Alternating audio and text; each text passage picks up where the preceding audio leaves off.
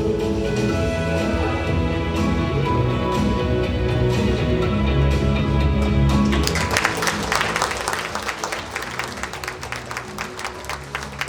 반갑습니다. 제가 국회의장 시절에 해외 순방을 가끔 해요. 그러면은 이제 교민들 모시고 인사회를 갔는데,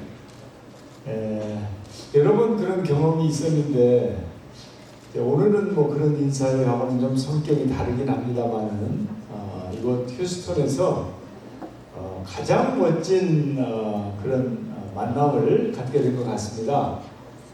이런 만남을 주선해 주신 우리 박교환 회장님을 비롯한 여러분들께 진심으로 감사드립니다.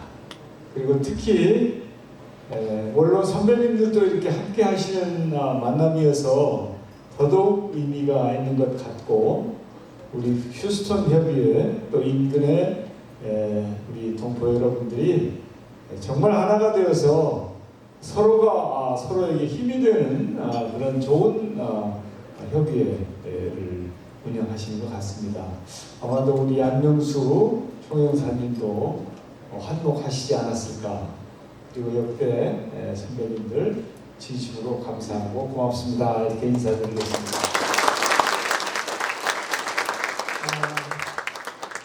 제가 30대 젊을 때 미국에서 좀 저도 지냈어요. 그때는 이제 종합무역상사의 주재원으로 이렇게 와서 뉴욕과 LA에서 지냈는데, 그러면서도 제가 또 공부도 했습니다. 주경야독을 해서 거기 말리부에 가면 페퍼다임 대학이라는 데가 있는데, 거기서 제가 MBA 공부도 하고 그러면서 이제 미국 생활을 했는데, 미국이 저는 좋습니다. 그래서 제가 농담이 아니고 국내에서 이야기를 할 때 나는 친일파다 이렇게 얘기를 해요. 만약에 혹시 뭐 부끄러움이 있다든지 뭐 하면 그렇게 자신 있게 얘기를 못 하겠죠. 그렇지만 또 비판할 때는 미국을 비판합니다.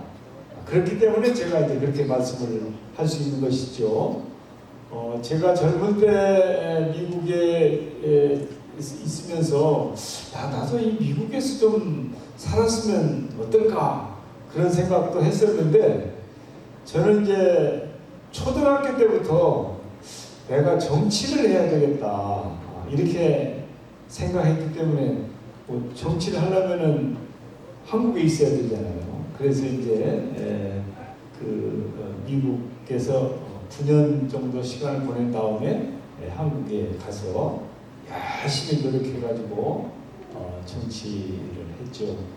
좋은 정치를 하려고 노력을 많이 했는데 꼭 항상 좋은 정치만 할 수 있었던 것 같지는 않습니다. 가끔은 국민에게 실망을 시켜드리기도 하고 또 신뢰를 잃어버리기도 하고, 그래서 야당도 했다가 또 열심히 정치부심 노력하면 또 여당이 다시 되기도 하고, 그런 과정을 거쳐서 오늘에 이르렀습니다. 아무튼 오늘 정말 따뜻한 휴스턴에 와서 따뜻하게 이렇게 맞아주시는 우리 한인 회장님을 비롯한 여러분들이 뵈니까 너무 기분이 좋습니다.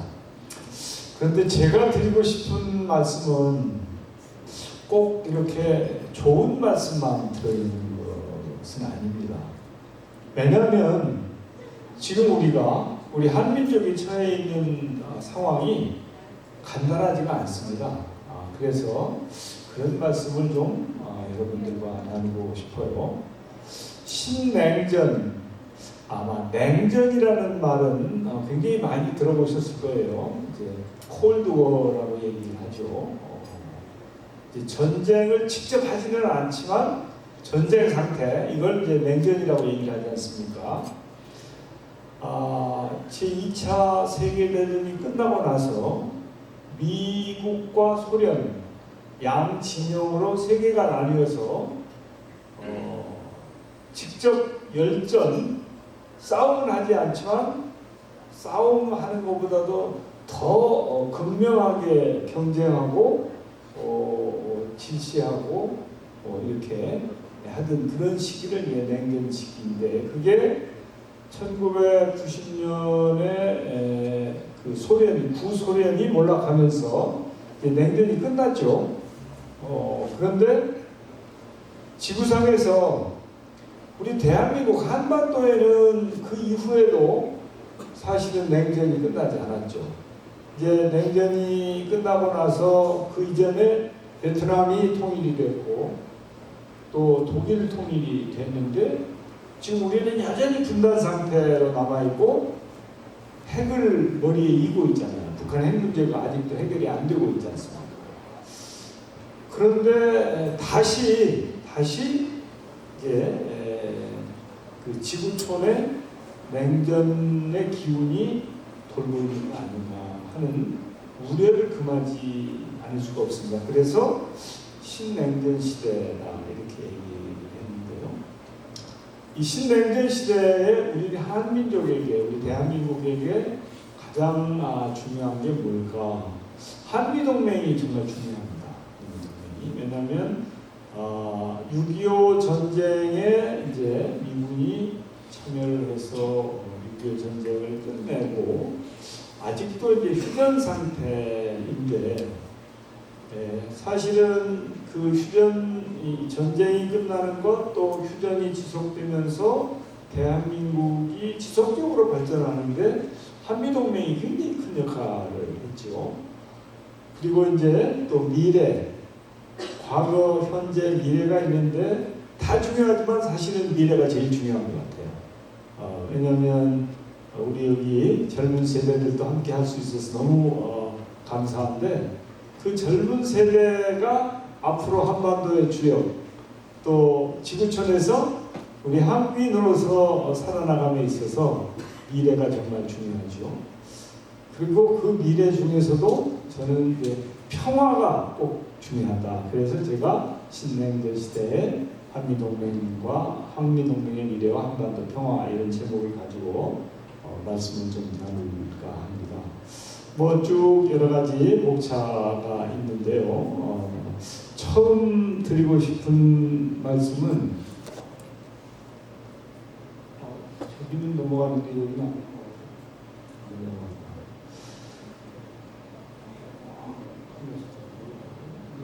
저의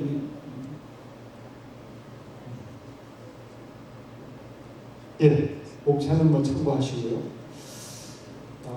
먼저 한번 그걸 생각해 봤으면 좋겠어요. 1919년에 3.1 독립운동이 일어나고 상해 임시정부가 만들어졌거든요. 그래서 대한민국의 역사를 그때부터 계산하는 것은 이제 헌법 전문에 그렇게 나와 있기 때문에 그때부터 아마 대한민국의 역사로 이렇게 봐야 될 것 같습니다. 경우에 따라서는 1948년도에 우리 정부가 수립될 때부터 이렇게 생각하는 경우도 있지만 별로 그렇게 그건 중요한 것 같지는 않은데, 아무튼 그 1919년에 3.1운동이 일어나고 지금은 이제 103주년이 되었습니다. 지난 100년 동안에 우리 대한민국의 한반도에 어떤 일이 얼마나 일어났을까. 그때의 세계 최빈국 중에 하나였죠. 그리고 이제 이 일제의 지배를 받고 있었기 때문에 어떻게 우리가 독립국가로서의 그 위상을 찾을까 해서 우리 조상들이 정말 목숨 걸고, 지금 민주화 운동하는 것은 아마 그때 우리 독립운동하고 비교하면 아무것도 아니라고 얘기해도 과언이 아닐 거예요. 그 이후에 지난 100년 동안에 우리 대한민국이 이룬 성과, 그것은 정말 지구촌의 모든 나라를 통틀어서 아무도 범접할 수 없는 그런 성과를 냈죠. 그런 자랑스러운 대한민국의 후예들이 우리다, 이렇게 말씀드릴 수 있을 것 같아요. 우선 경제적으로는 세계 10위권의 경제 강국이 되었고요. 이제 우리가 국민 소득이 지금 한 35,000달러 가까이 됩니다. 그래서 3050 클럽이라는 게 있어요. 이 국민 소득이 3만 달러가 넘으면서 전체 인구가 5천만 명이 넘는 나라 몇 개나 될 것 같습니까? 지구촌에 7개밖에 없습니다. 미국, 일본, 독일, 영국, 프랑스, 이태리. 그 다음 우리 대한민국이 3050 클럽에 가입을 했어요. 아마 3050 클럽이다 그러면 이제 강대국의 반열에 들어갈 수 있다, 이렇게 볼 수 있을 거예요. 그런데 이제 우리 대한민국은 이제 이 경제력으로 보나 민주주의의 발전 정도로 보나 과학기술의 실력으로 보나 거의 그 강대국 반열에 가 있는데 땅덩어리가 좀 작죠. 그래서 스스로 강대국이라고는 얘기를 하지 않고 중진국이라고 얘기를 합니다. 그래서 이제 믹타라고 해서 중진국 협의회를 우리가 주창을 해가지고 만들어서 이렇게 하고 있는데, 아무튼 이제 이 3050 클럽에 가입을 하고 또 그 군사력은 어느 정도 되냐 그러면 뭐 한 6위 정도 된다고 얘기를 합니다.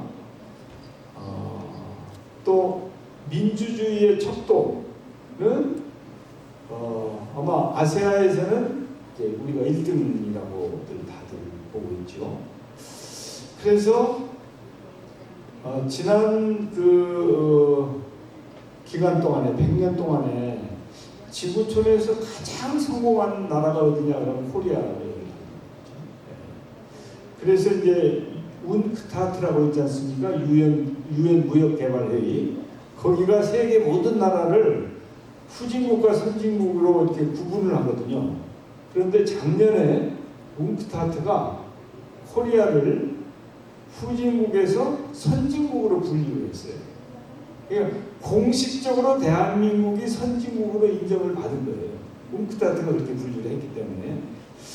그렇다고 그러면 이런 내용을 쭉 보면 정말 우리 조국 대한민국은 자랑스러운 나라다. 그래서 저는 그것을 대한민국이 지난 100년 동안에 세계 변방에서 중심으로 들어갔다, 이렇게 표현을 하고 항상 자부심을 느끼고 있습니다. 그런데 지난 100년은 이렇게 빛나는 100년인데 과연 앞으로 100년 대한민국은 어떻게 될까? 저는 지금 우리 대한민국이 지속 가능한 발전을 하느냐, 아니면 지금을 피크로 해가지고 이제 꺾이느냐 하는 기로에 서 있다고 저는 생각을 하고 있는 사람입니다. 그리고 그런 징후가 여러 곳에서 나타나고 있어요. 그래서 저는 우리 한민족이 앞으로 100년, 지난 100년 동안에 계속해서 좌측에서 우측으로 이렇게 상향하는 그런 발전 경로를 겪어왔는데, 그게 꺾이지 않고 계속해서 그 방향으로 갈 수 있어야 되겠다, 그 말씀을 강조하고 싶어요. 그러면 뭘 어떻게 해야 되느냐? 저는 그것은 평화가 중요하다. 한반도에 평화가 지속되어야 그게 가능하다. 그리고 그것은 한반도의 한민족의 번영을 약속하는 것이다. 그래서 평화와 번영이라고 하는 것이 앞으로 100년에 우리 한민족의 키워드가 돼야 되지 않느냐, 이렇게 생각을 합니다. 자, 그런데요, 우리가 이 반도입니다. 반도, 페닌슐라라고 하죠. 반도에 지정학, 그리고 또 한미동맹이 정말 중요하다고 제가 말씀드렸는데, 한미동맹을 한번 생각을 해보면요, 반도 중에서 생각나는 게 이태리 반도가 있죠. 로마가 이 이태리 반도. 또 그 옆에 그리스의 발칸 반도가 있습니다. 유럽에 이 두 개의 반도가 있는데, 물론 이쪽에 스페인 쪽도 있긴 있습니다만은 아주 대비되는 그런 반도들이에요. 이 반도의 지정학이라고 하는 것은 대륙 세력과 해양 세력이 만나면서 거기에서 교류가 잘 이루어져 가지고 번영하는 곳, 그게 로마입니다. 또 경우에 따라서는 대륙 세력과 반도 세력이 부딪히면서 이제 화약고가 되는, 그게 이제 발칸 반도죠. 그러면 이 반도라고 하는 것은 교류의 중심지가 될 수도 있지만 세계 모든 세력의 강대국의 각축장이 될 수도 있는 곳이다. 그런데 우리 대한민국은 지난 기간 동안, 특히 이제 6.25 전쟁이 끝나고 나서, 2차 대전이 끝나고 나서 열강의 각축장이었다. 물론 그 이전에도 사실은 이제 19세기에 일본이 청나라하고 전쟁을 하고, 또 일본이 러시아하고 전쟁을 해서 일본이 승리하면서 우리 한반도가 일본의 36년 동안 지배를 받게 되지 않았었습니까?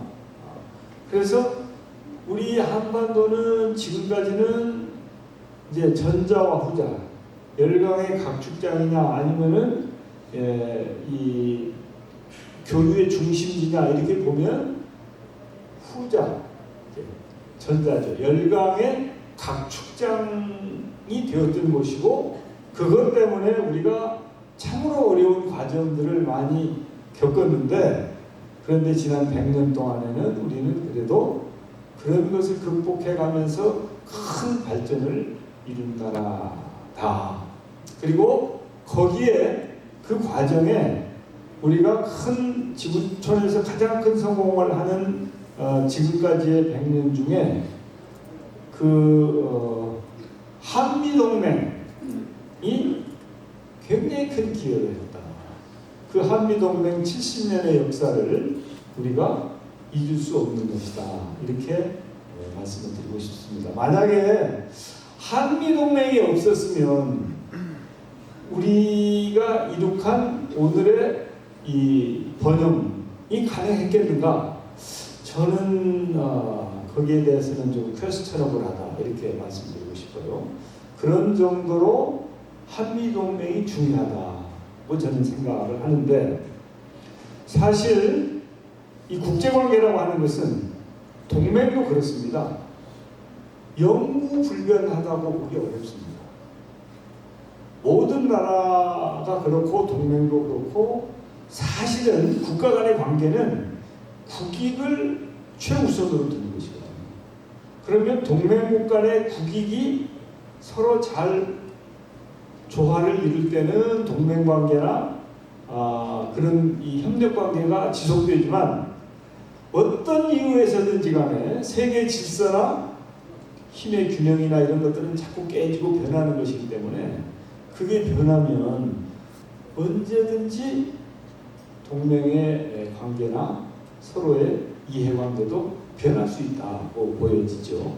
그런 차원에서 보면 사실은 지난 70년 동안 여러 가지 우여곡절을 겪으면서도 어려움이 있을 때 서로 소통하고 대화하고 이러면서, 또 정권이 바뀌면서 서로 이 입장이 달라지는 경우도 많이 있었는데, 그런 것을 잘 극복하고 오늘의 이른 한미동맹의 역사는 유례를 찾아보기 어려운 그런 성공의 역사로 이렇게 기록될 수 있다고 저는 봅니다.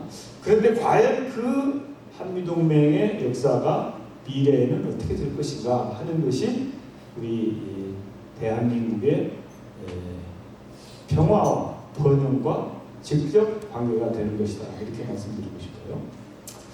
우크라이나에서 전쟁이 일어났어요.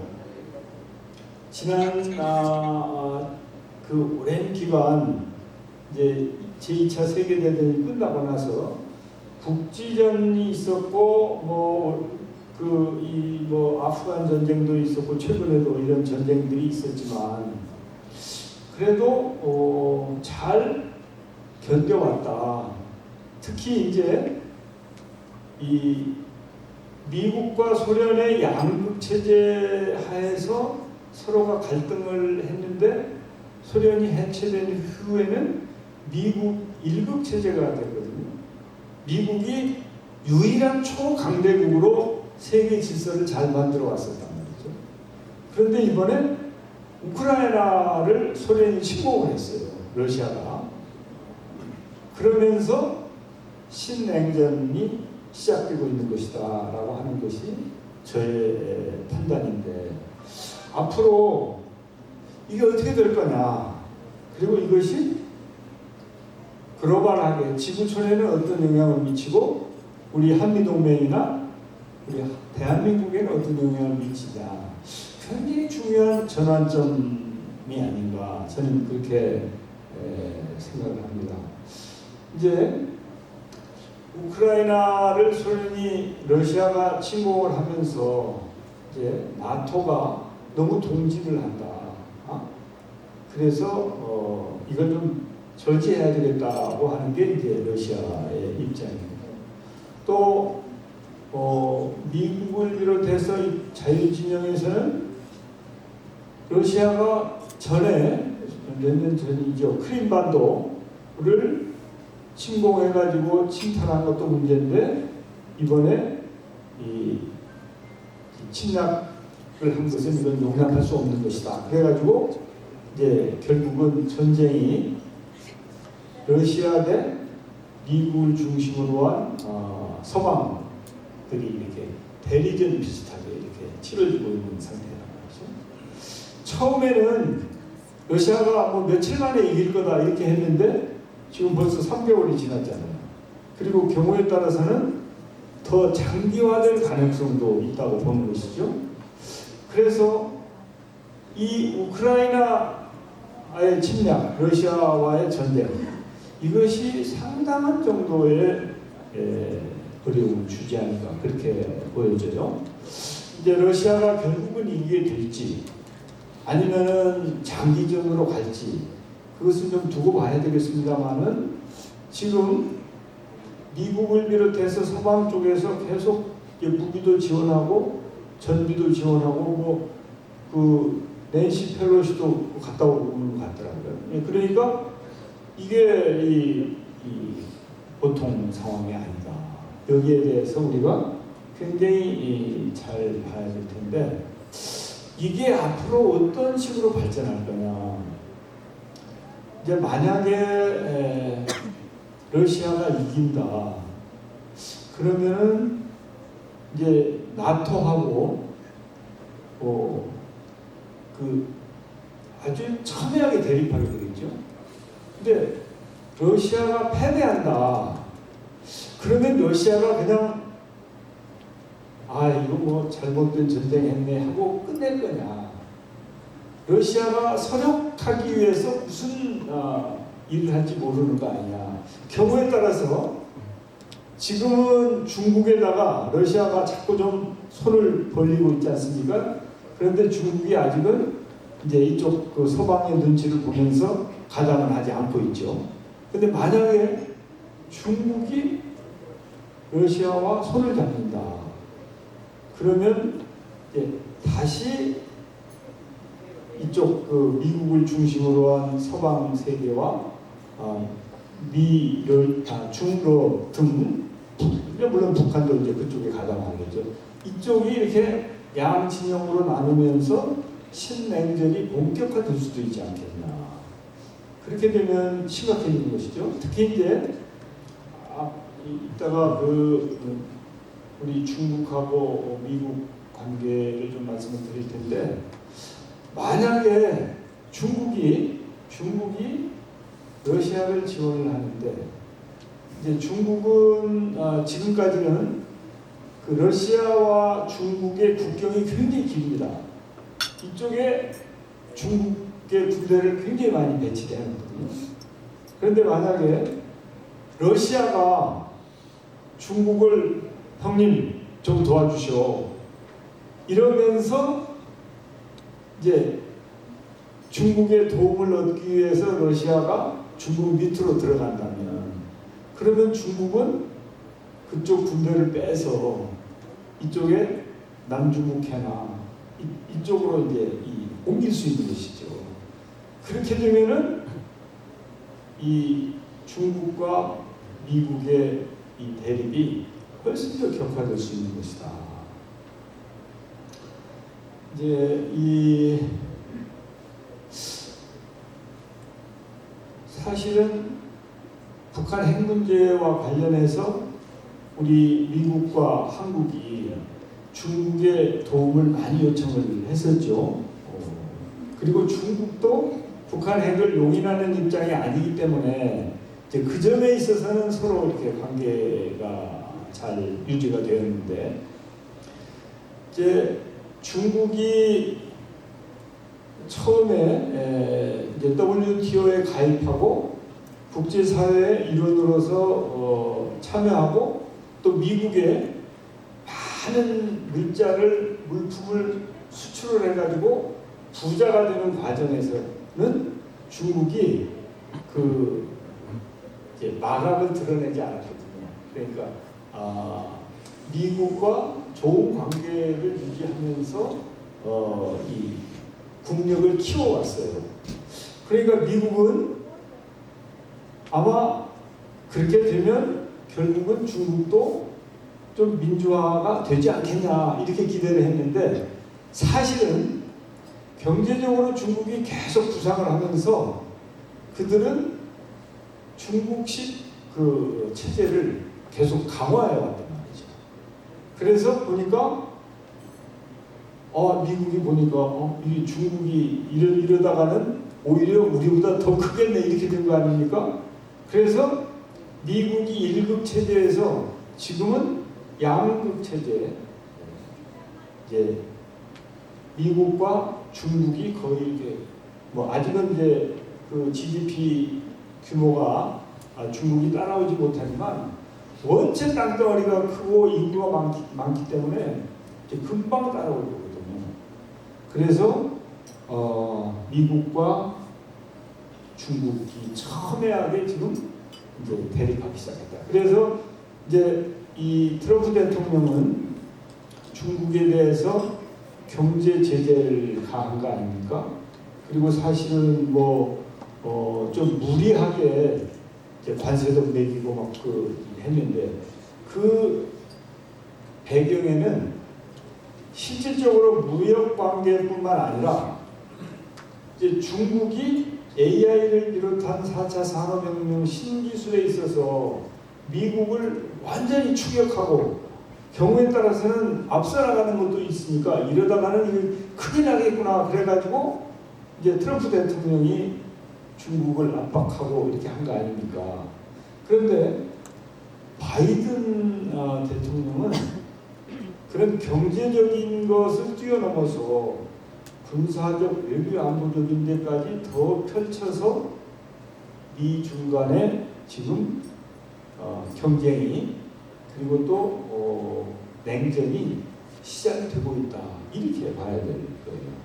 그래서 신냉전이 본격화되고 있는 거 아닌가. 그러면 그런 상황에서 한반도는 어떻게 되겠는가? 제일 문제가 지금 자원 공급망의 문제가, GVC의 문제가 생긴 것이죠. 그래서 기름값이 지금 엄청나게 올라갔지 않습니까? 곡물이 우크라이나와 러시아에 곡물이 많이 있는데 물류가 안 돼가지고 곡물 가격도 많이 올라갔죠. 그래서 전 세계적으로 인플레이션이 생기면서 또 전쟁이 있고 또 이 가격이 많이 올라가면서 이게 사실은 이제 경기가 침체되는, 이제 그걸 가격이 오르면서 경기가 침체되는 것을 스태그플레이션이라고 하지 않습니까? 스태그플레이션 우려가 미국뿐만 아니라 전 세계적으로 지금 펼쳐지고 있는 것이죠. 그래서 글로벌 밸류 체인의 붕괴, GVC의 붕괴, 이게 심각한 문제가 돼 있죠. 그 다음에 미중 갈등 더 심화되고 있고 새로운 양상을 띠고 있는 것이죠. 아까 말씀드렸고요. 한반도는 이중고를 겪게 됐다.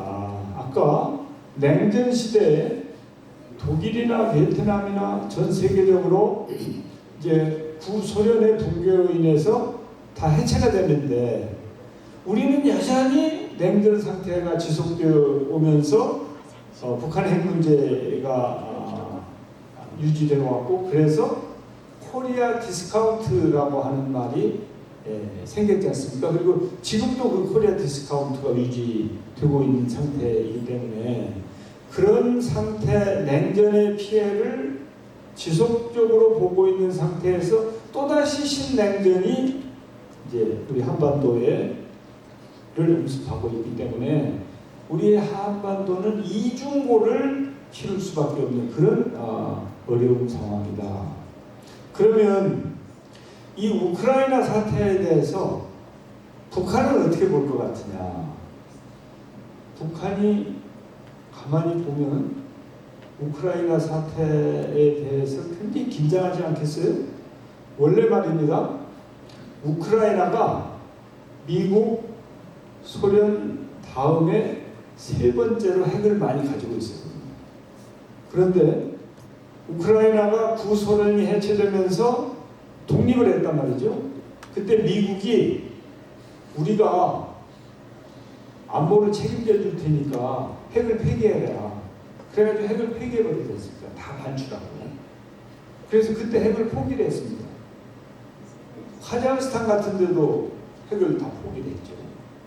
그러니까 지금 이제 트럼프 대통령이 일괄 타결을 해서 북한의 핵 문제에 대해서 압박을 세게 하고 일괄 타결을 해가지고 핵을 다 폐기하고 과거 핵, 현재 핵, 미래 핵을 다 폐기하는 그런 프로세스를 진행해 왔는데 과연 북한이 그대로 하겠냐는 거예요. 우크라이나 사태를 보면서. 그래서 우크라이나 사태는 우리 핵 문제를 해결하는 데 있어서도 큰 장애요인이 될 것이다. 저는 그렇게 보여져요. 그래서 참 어렵다. 이제 우리 대한민국은 수출을 해서 먹고 사는 나라예요. 그래서 외교가 굉장히 중요합니다. 또 통상외교도 아주 중요하고요. 그리고 국력이 커지고 규모가 커지니까 이제는 외교를 잘 하지 않으면 국익을 지킬 수 없는 나라예요. 지금보다도 훨씬 더 외교를 잘 해야 되는데 이게 이제 한국 외교가 딜레마에 빠졌다. 특히 미국과 중국이 저렇게 첨예하게 대립하고 신냉전 상황이 되면 한국은 미국하고만 어떻게 할 수도 없고 중국하고만 할 수도 없는 참으로 난처한 상황. 전에는 뭐였냐면요, 안미경중이라는 말이 있었거든요. 안보는 미국, 경제는 중국. 지금까지 실질적으로 그렇게 모호하게 양국과 관계를 잘 만들면서 우리 한국은 이제 이익을 잘 지켜왔어요. 국익을 잘 지켜왔어요. 그런데 과연 이 안보는 미국, 경제는 중국이라고 하는 이게 가능하겠냐? 미국은 자기 편으로 우리 끌어들이려고 할 것이고요. 중국은 미국과 너무 가까이 가지 않고 자기네들하고도 잘 지내는 것을 노력할 텐데 과연 이게 되겠나? 아마도 어렵지 않겠냐. 그래서 한국이 아주 난처한 입장에 처하는 거예요. 옛날에 김대중 대통령이 무슨 말씀을 했었냐면요. 그 시골에 가면은 소가 있잖아요. 소가 또랑 또랑에 있는데 양쪽의 풀을 다 뜯어먹고 살아야지 한쪽은 풀이 좋은데 그걸 안 먹고 한쪽만 뜯어먹냐. 그게 이제 미국하고도 우리는 잘 지내야 되지만 중국하고도 잘 지내야 된다. 이걸 그렇게 표현을 하셨었어요. 또랑에 든 소라고. 우리 한국은 또랑에 든 소다. 그래서 양쪽의 풀을 다 뜯어먹고 살아야 된다. 그런데 지금 신냉전이 되고 우리의 동맹국인 미국 또 우리의 경제적인 이해관계가 가장 큰 중국 이 두 나라가 첨예하게 대립하는 상황이 되면서 우리 대한민국은 아주 난처한 입장에 처하게 됐다. 그래서 북한 문제 이걸 해결해야 되는데 우크라이나 사태 등등으로 모아서 쉽지 않을 뿐만 아니라 바이든 행정부가 여러분들 그 전에 그 오바마 대통령 시절에 민주당 시절에 북한 핵 문제에 대한 미국의 입장은 전략적 인내였거든요. Strategic Patience라고 얘기를 했었죠. 그런데 이제 트럼프 대통령은 좀 더 그걸 화끈하게 압박을 세게 가해서 일괄 타결하자 하는 거였는데 다시 민주당이 집권을 하면서 미국의 입장이 바이든 오바마 시절에 이 북한 핵 문제에 대한 정책 2.0 비슷하게 아류 비슷하게 이렇게 가고 있는 게 아닌가. 지금 이게 아직은 윤곽이 확실하게 드러나진 않았는데 그런 상황이거든요. 그래서 참으로 우리 한국이 쉽지 않은 상황에 우리가 지금 가 있는 것이다. 이렇게 보여져요.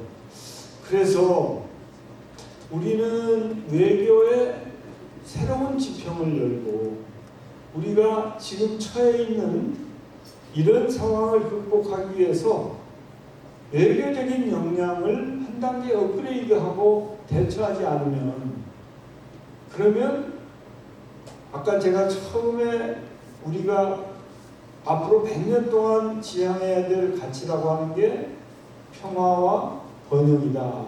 이렇게 말씀을 드렸는데 이 번영도 평화도 쉽지 않은 상황을 우리가 맞을 수 있다.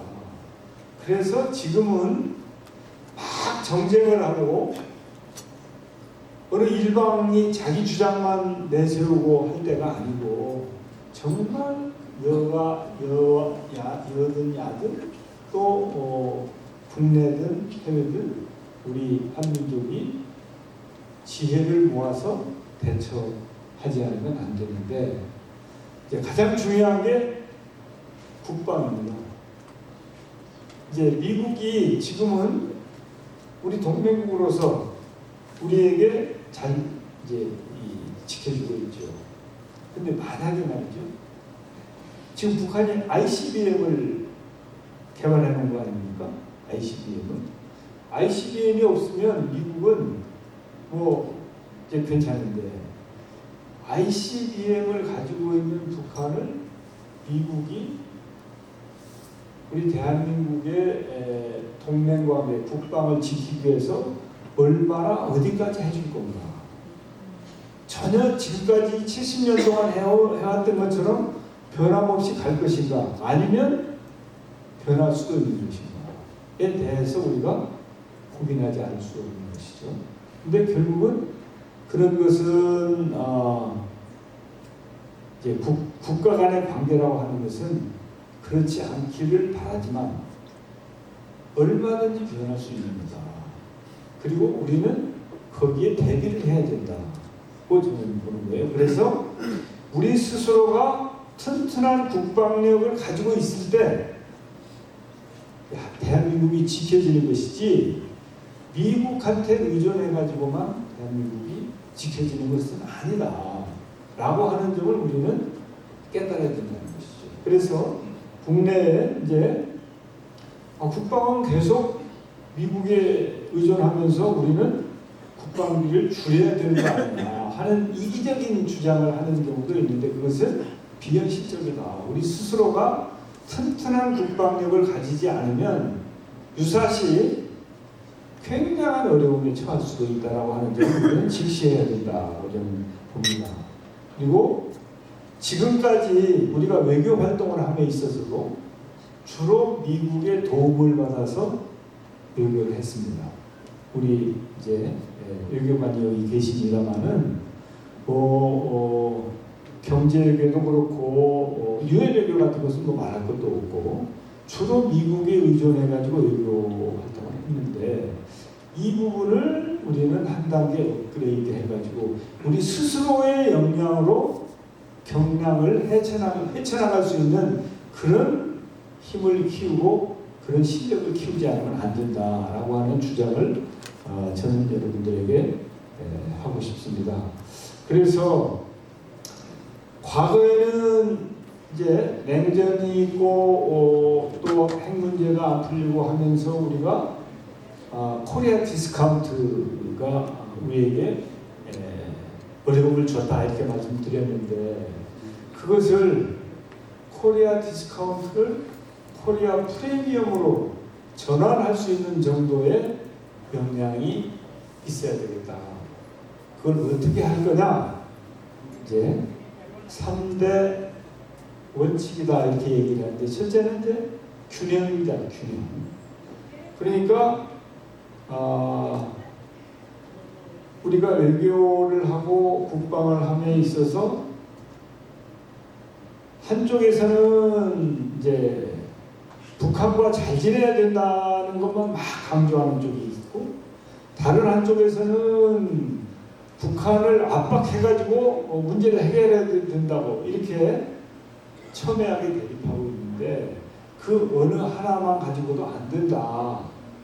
그걸 잘 그때그때 순발력 있게 구사를 해서 균형을 잡는 노력이 있어야 그래야 우리가 이 난국을 헤쳐나갈 수 있겠다. 두 번째는 이제 내실이 있어야 된다는 것이죠. 아까 제가 튼튼한 국방을 말씀을 드렸는데 그냥 뭐 세계적으로 뭐 이 국방력이 유구다 뭐다 뭐 이런 것을 뛰어넘어서 진짜 우리가 실력이 있는 그래서 뭐 지금 사실은 방위 산업도 우리 실력이 상당히 많이 좋아졌습니다. 방위 산업도 아마 세계에서 방산 그러니까 무기 수출하는 거 그게 우리가 아마 한 10위 정도 될 거예요. 세계에서. 그러니까 방산도 상당히 괜찮게 돼 있는데 그런 것이 내실을 갖춰야 된다. 또 개방적이어야 된다. 네?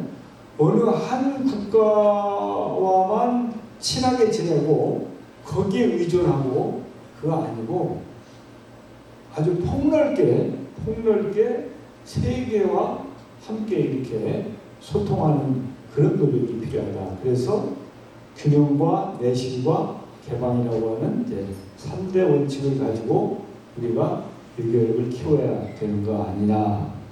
그 다음에 이제 4대 전략을 제가 제시를 했는데요.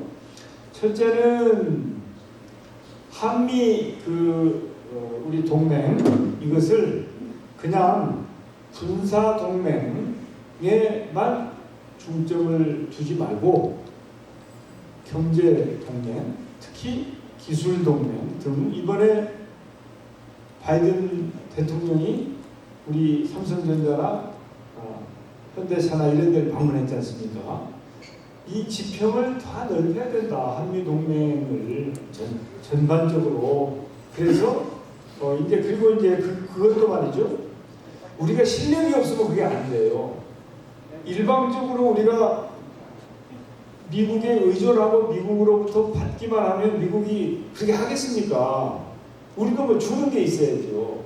그래서 미국이 앞서가는 기술도 있지만 대한민국이 기술력에 있어서도 앞서가는 부분이 있어야 그래야 양국 관계가 호혜적인 관계가 되고 포괄적인 관계가 이루어지는데 그걸 우리가 지향해야 된다. 그러려면 결국은 역시 실력이지요. 실력을 배양하는 것이죠. 두 번째는 한중 관계나 한일 관계 지금 한일 관계가 굉장히 나쁘잖아요. 그거 바람직하지 않습니다. 일본이 밉고 역사 문제가 있고 그래도 그건 그것이고 협력할 부분은 협력해야지. 막 싸우면 서로 손해죠. 근데 누가 더 손해냐? 우리가 더 손해예요. 그래서 미국과 한미 동맹 관계를 돈독하게 하고 포괄적으로 협력을 하면서도 중국하고도 잘 지내고 일본하고도 잘 지내고 이렇게 우리가 상호 존중하고 협력하는 그런 관계를 꼭 만들어야 된다.